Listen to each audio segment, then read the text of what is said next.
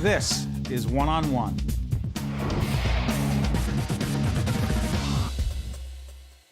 Stephanie J. Block is an actor, and she is with the terrific revival called The Mystery of Edwin Drood. It's a musical whodunit set in 1895, right? That's right, Steve. Yep. Wait, before you go further, yeah. you grew up in California. I did, yeah. Is it not true, before we talk about the play, Please. you wanted to be a nun? Yes, I did. You admit this? I completely admit this. Didn't last long, till about 3rd grade. But yeah, I grew up in Catholicism. I went to a Catholic school. Same here. My nuns were awesome. They were inspiring, they were fun, they were sportsy, and I thought, ooh, I'm gonna do that. But then, you know, you turn 9 and you go, I'm not going to do that. Okay, I just wanted to clarify that. All right, set this whole thing up. It's a revival of... The Mystery of Edwin Drood. Go ahead. The Mystery of Edwin Drood was a novel written by Charles Dickens, and it was sent in incrementally with periodicals, monthly periodicals. And before he could finish The Mystery of Edwin Drood, he died. So the ending, we don't have one.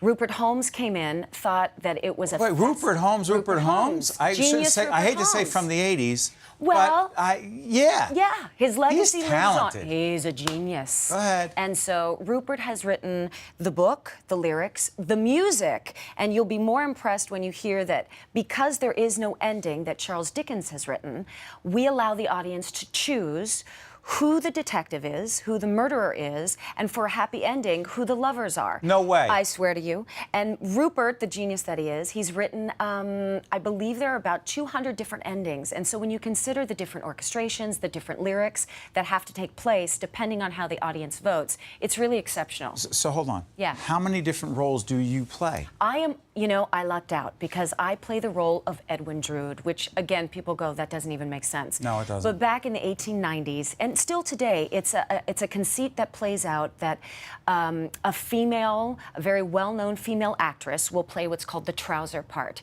which is the like young leading male role.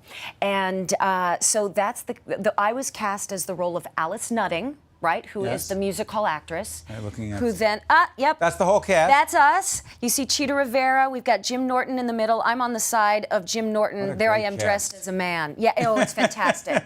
Will Chase, Greg Edelman, Betsy Wolfe, Jesse Mueller. You like this cast? I really do. We adore each other, and I think it's because we're in the trenches, and every night when we find out the different ending, we kind of scurry around like cockroaches backstage, and, you know, it's and make a different ending every night. Hold on, I got to get the picture of this. Things happen in here that are unpredictable, but I only have so many different ways I can deal with it. Right. What I'm fascinated by is the audience gets to vote? Right then and there. How? Well, they go back to the tradition of the 1890s, where to vote for the detective, literally there are 6 characters that... The whodunit. The whodunit. All right. So here's the guy who is trying to find out whodunit. And there's 6 actors that line up. A handkerchief goes over each of their heads. By audience applause, we find out who that goes. That character then runs off to prepare the rest of his show playing the detective. Then we find out who the murderer is. This happens with 8 different characters standing on stage, holding numbers. Then the rest of the ensemble and cast goes out into the audience. The audience then votes on who they want, and depending on how 1,100 people vote that night, we hear backstage, ladies and gentlemen, the killer will be Princess Puffer, who Cheetah Rivera's plays. She runs backstage, she starts going over her ending, and then we all change our staging and our lines depending on who gets chosen. You're in rehearsals right now. We are in rehearsal. We're in a preview process, which means we rehearse during the day and we're performing at night. Describe what that's like. It's exhausting. I mean, it's joy-filled because we're all passionate and we love what we do. However, it's what's called 10 out of 12s, which means we're there 12 hours a day and we work 10 hours out of that day. So we're usually there between noon and midnight.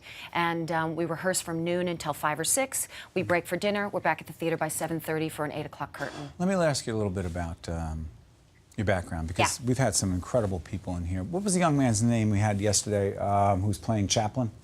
Rob McClure. How'd you know that? You know, because it's a small world. It's actually a really small community, the Broadway community, and the respect that we have for each other, and we constantly go to each other's shows to support and cheer each other on.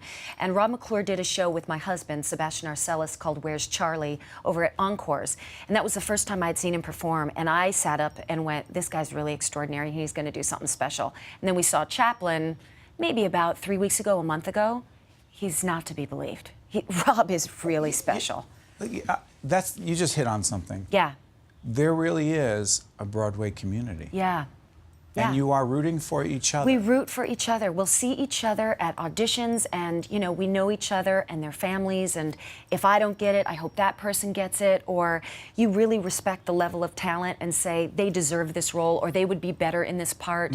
When we get sick, we take care of each other. It truly is a community. When did you know, when you turned 9 and you knew you weren't going to be a nun out in Southern California? I threw out my habit and then picked up another habit, which was musical theater, yeah. Was that it? That was it. That was your habit. Was it, you say musical theater, was it that you wanted to dance, sing, what? Singing was my first. That was the talent that I kind of touched on. And again, it started in church. I started singing in church, and the congregation got really excited and would call my... Catholic church? Yeah. I got to tell you, I go to church on a regular basis, and the singing's okay. Yeah. Not so good. Well, if the singing were better, no, never mind. Granted, I'll get in trouble with the archdiocese for that, but go ahead. Yeah, so I sang, and the congregation got excited and would say, you know, they're having an audition for Annie, or there's a community talent show, or...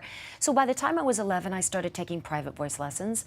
By the time I was 12 or 13, I knew what I wanted to do. I went to the High School of Performing Arts out in California. I was with a performance group called the Young Americans. And by the time I was 18, I looked at my parents and I said, I know college is there, I know the scholarship is there, but throw me to the Wolves. Let's see what happens. The Wolves meaning New York? The world, yeah. When did New York come in? New York, I attempted to move here at 22, and it just ate me alive. I was booking jobs, it was fine, but my little spirit started to get, you know, crunched a little bit. I was intimidated by the city. I was intimidated by the competition.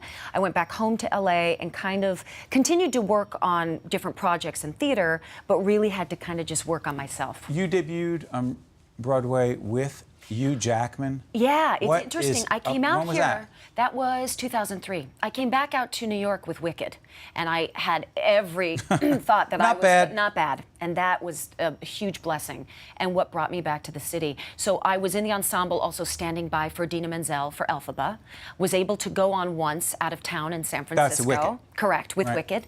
And by the time we went out of town, I had auditioned for this other play called The Boy from Oz, with Hugh Jackman, and I booked that role playing Liza Minnelli opposite Hugh Jackman. So I did that, and it's been a really wonderful 10 years now in the city, where this is my 7th Broadway show, and I feel very lucky. How much you love it? I love it a lot. And I think you have to when you're musical theater. When you're in theater, period, because it's not a job, it truly becomes a lifestyle, you know? You know you're going to be working Christmas. You know you might miss your sister's wedding or the birth of a niece or nephew, and there are those massive sacrifices you have to make, but because you're so passionate about it, it's a life. It's truly a life choice. You're doing what you were meant to do. I was born to do this, I think, yeah. It fills me in a way nothing else does. We're glad you're here, and you're glad you're doing it. Stephanie J. Block is in the Mystery of Edwin Drood, which, by the way, 1985. Yeah, it was. They won 5 Tonys. They did, and it won the Triple Crown, which is the best musical, best book, best lyrics. Good stuff. Congratulations. I appreciate it. Thanks, Steve. Thanks for joining us. Thank you. Okay. We're right back right after this. That was great. One-on-One with Steve Adubato has been a production of the Caucus Educational Corporation, celebrating 25 years of broadcast excellence. This special edition of One-on-One with Steve Adubato is brought to you from the Tisch WNET studios at Lincoln Center. Funding has been provided by Hackensack University Medical Center, Berkeley College, TD Bank, Qualcare Inc., a local managed care company covering 750,000 New Jersey residents, the law firm of Gibbons PC, Verizon Communications, and by the Russell Berry Foundation. Promotional support provided by the Star Ledger and NJ.com, Everything Jersey, and by the New Jersey Business and Industry Association and its monthly magazine, New Jersey Business. Transportation provided by Airbrook Limousine, serving the metropolitan New York, New Jersey area. One-on-One with Steve Adubato has been produced in partnership with St. Joseph's Healthcare System.